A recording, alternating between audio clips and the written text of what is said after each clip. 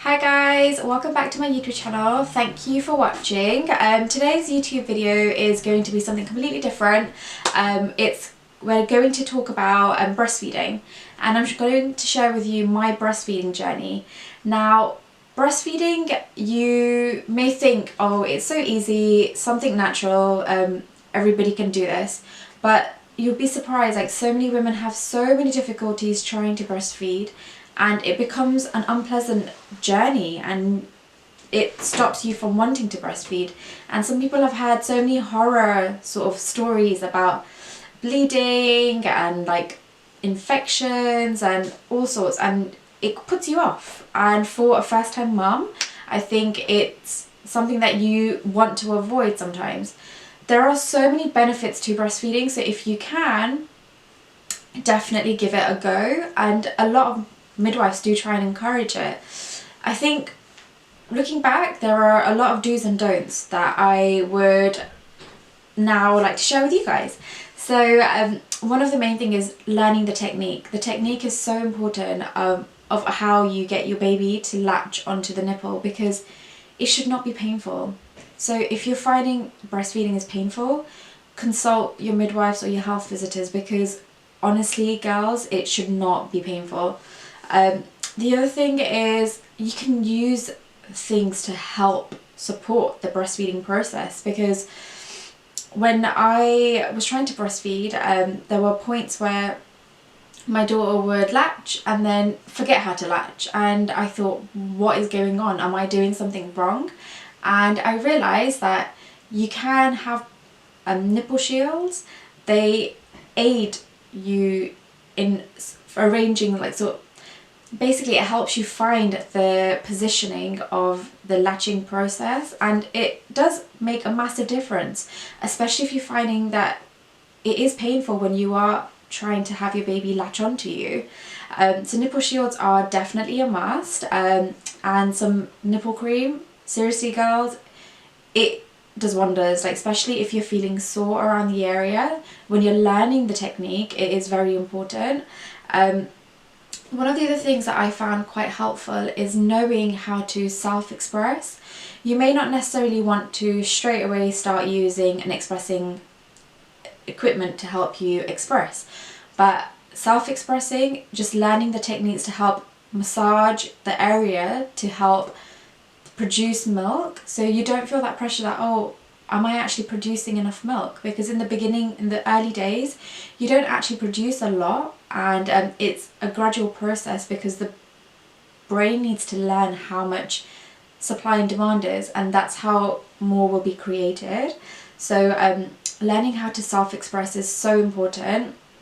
Also, having an expressing machine, a pump, really takes away a lot of the pressure, because in the early days they say when the newborns should be fed every 2 to 3 hours, and trust me, if your baby is staying latched on for over half an hour to an hour, you honestly feel like you're in a cycle where you're breastfeeding, you stop breastfeeding, you rest, you're breastfeeding, you stop breastfeeding, and it's just an ongoing cycle.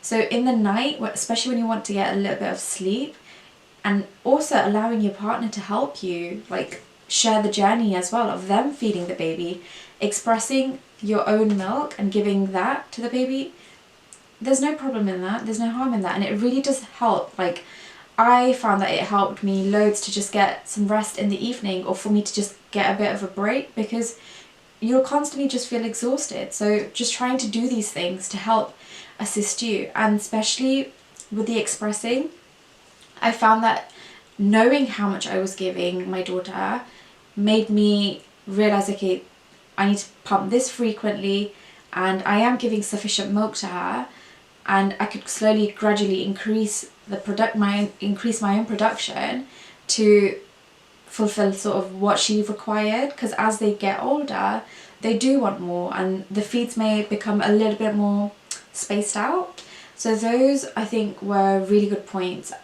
Also, at a point I found it really difficult to hold Ava for such long periods and breastfeed her, because I felt like the pressure was coming onto my back, onto my lower back. So having a breastfeeding pillow seriously helps. I'm going to share with you some pictures so you'll see them coming up of the items that I used, and I thought these were wonderful, and honestly I did do a lot of research onto them, and if you've got better ideas or better things that you could recommend me or other women who are watching this video, please do comment below, because it's just a matter of helping each other out, because unless you've been through the journey you don't actually know what to expect. And then the other thing is literally like having the correct food to help increase your supply. So lots of boiled dill seed water, it's really good. It honestly helps increase the production.